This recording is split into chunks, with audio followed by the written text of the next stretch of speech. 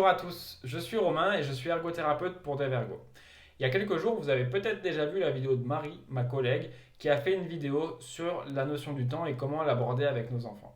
Ou alors, vous avez peut-être vu celle de Dev qui vous explique comment utiliser un timer.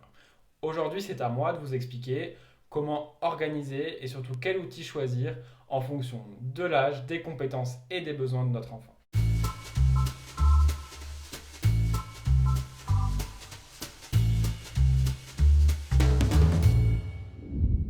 Pour mieux comprendre ce qui va se passer dans cette vidéo, j'ai décidé de partir des besoins de Dev. Dev, c'est un petit monstre apprenant. Quand Dev a eu 2 ans et demi, avec Marie, nous avons décidé de lui apprendre la notion du temps qui passe, les concepts de lendemain, de veille, de semaine prochaine. Et pour cela, on a dû utiliser un support.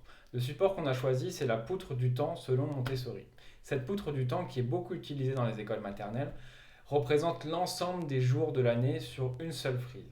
L'enfant peut ainsi comprendre qu'on avance dans l'année comme on marche sur un chemin. C'est très important d'inculquer ces notions rapidement à l'enfant pour qu'il puisse avoir des repères temporels stables. Néanmoins, cet outil manque de pertinence si on veut organiser le quotidien d'un enfant puisqu'on ne peut pas y référer à beaucoup d'activités. C'est un outil sur lequel on va pouvoir parler des anniversaires, des événements, mais on va avoir beaucoup de mal à passer 2 activités dessus. Il est gratuit et disponible en téléchargement libre.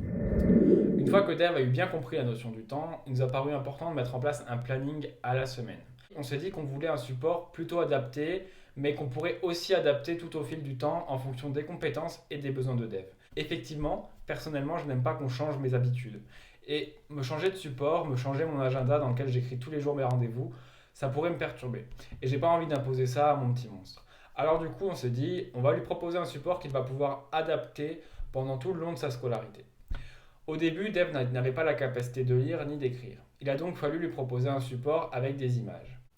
Vous voyez sur ce support, aujourd'hui, c'est des images d'activités. Une fois que Dev a eu accès à la lecture et à l'écriture, on lui a demandé d'écrire chacune de ces activités en choisissant une couleur.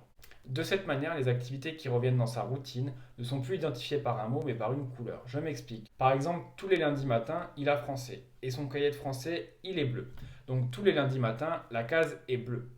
Sur le planning de Dev, il reste néanmoins encore des choses écrites. Ces choses-là sont des événements qui ne font pas partie de sa routine ou alors qui sont exceptionnels.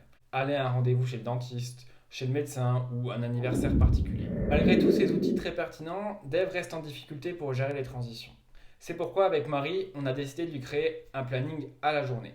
On vous propose de le découvrir dans une prochaine publication sur la page d'Evergo. Et vous découvrirez comment l'utiliser et les stratégies à mettre en lien dans une prochaine vidéo avec notre ami Dev. Je vous dis à très bientôt, portez-vous bien.